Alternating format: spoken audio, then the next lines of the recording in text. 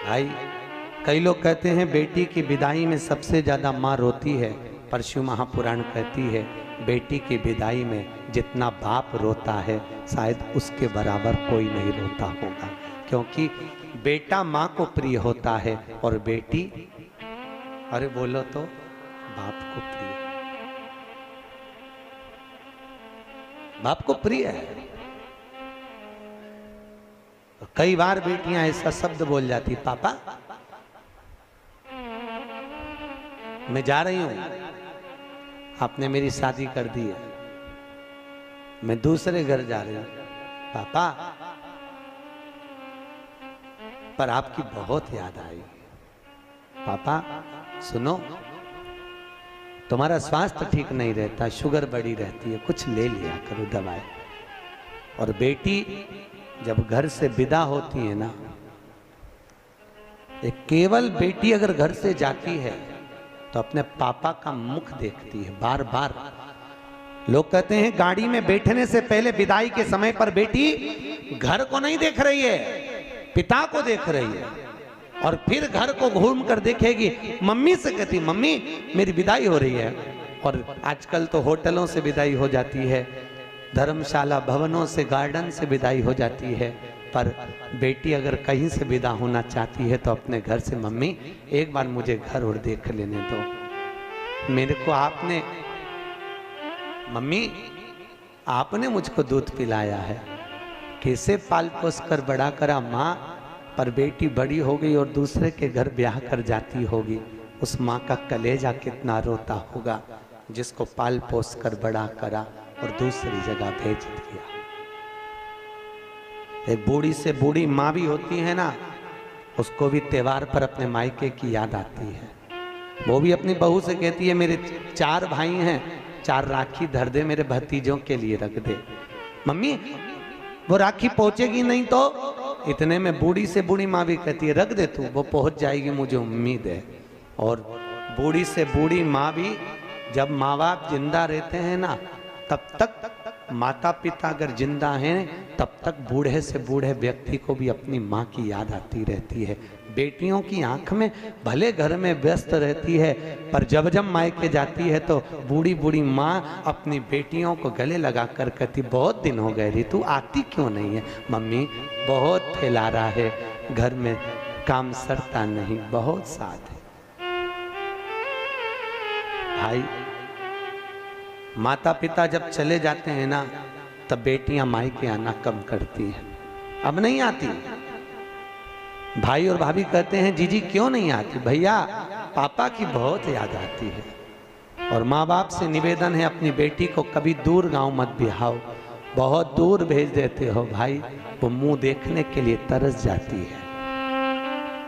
कई कई माँ बाप तो, कोई पड़ोसी भी जाता है ना उसके साथ भी झोला रख कर भेज देती है, माँ आज पड़ोसी जा रहा है, अपने पति से कहती है सुनो जल्दी जाओ, जल्दी से बेसन ले आओ, मैं लड्डू बना देती हूँ, मेरी बेटी को बहुत अच्छी लगती है, और तिल्ली की गजक अच्छी लगती है, जाओ। और अपने यहाँ वो हलवाई की दुकान है ना, उसके यहाँ से सामान लिया, उसको यहाँ के सेव बहुत अच्छे लगते हैं, जाओ। और कोई जा रहा हो बेटी के घर, पूरा झोला बांध के, उसमें रुमाल बांध कर, माँ उस थैली को तैयार कर कर दे देती है और कहती है मेरी बेटी को दे देना, कहना अब की बार कोई आ नहीं पाया। और बेटी को जब वो देता है ना तो बेटी सबसे पहले पूछती है काका जी आप आए, मेरे पापा कैसे हैं, मेरी मम्मी कैसी है? बेटी का सबसे पहला झोले पर विश्वास नहीं, संबोधन बेटी पर।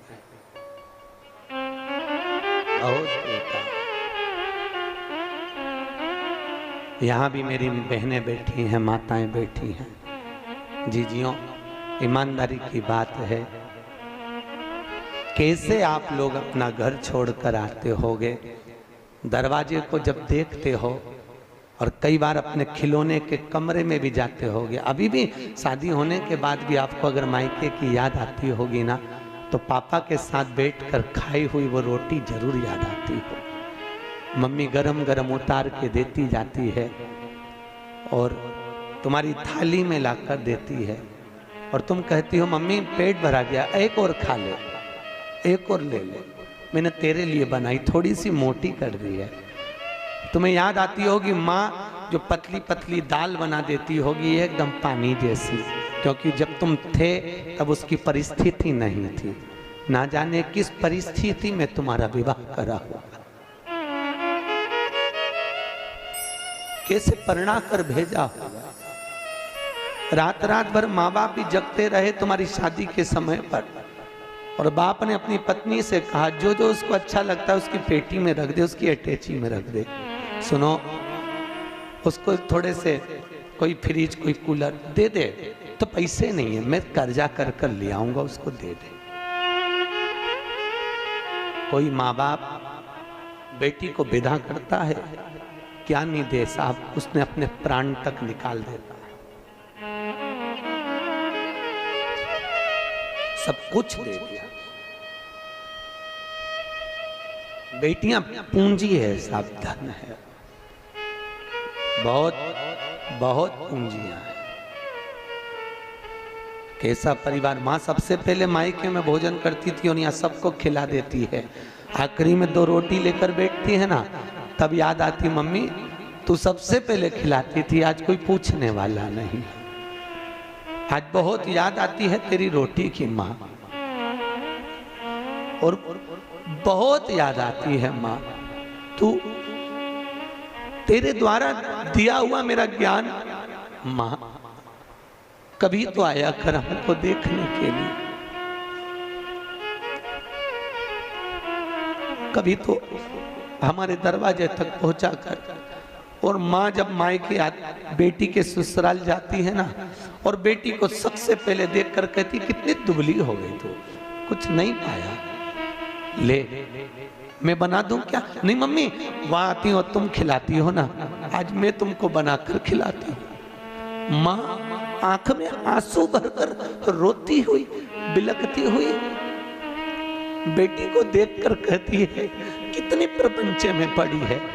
इधर सास मुंह बना रही होती है, उधर ननद मुंह बना रही होती है, पति का मुख चढ़ा हुआ होता है, सबको भोजन परोस देती है, सबके लिए कर देती है, पर अकेली रसोई घर में जब भोजन करने बैठती है तब माए का याद आ जाता, तब रो लेती है। नहीं सहन होता तो कमरे में चली जाती है, और जाकर एकांत में जब माई के पहुंचती है, पापा पूछते हैं कैसी है रे तू? पापा मैं अच्छी हूं। कितना दिल में दर्द लिए हुए, कितना दुख लिए हुए, कितनी तकलीफ लिए हुए बेटी अपने जीवन का निर्वाह करती है, अपने जीवन। भाई दक्ष प्रजापति की कथा कह रही है, दक्ष प्रजापति ने सती को अपने यहाँ रखा, हिमालय राज ने पार्वती को रखा, जनक जी ने सीता को रखा। जब तक बेटी घर में रहे तो समझना भगवान की करुणा है, और खूब प्रेम से रखो। ना जाने उसके किस्मत में, उसके भाग्य में तुम करोड़पति का घर भी देख कर दे दोगे तो ना जाने क्या उसकी किस्मत है और कितना उसको मिलना है। ये उसका भाग्य है, उसका भाग्य उसके साथ,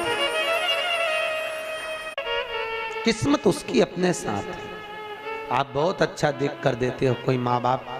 हम तो कहते हैं बेटी लक्ष्मी और गाय गौ माता 50 बार विचार कर कर देना कि ये किसको दे रहे हैं। बेटी को देने से पहले 50 बार विचार करो ये लड़का इसके लायक है कि नहीं।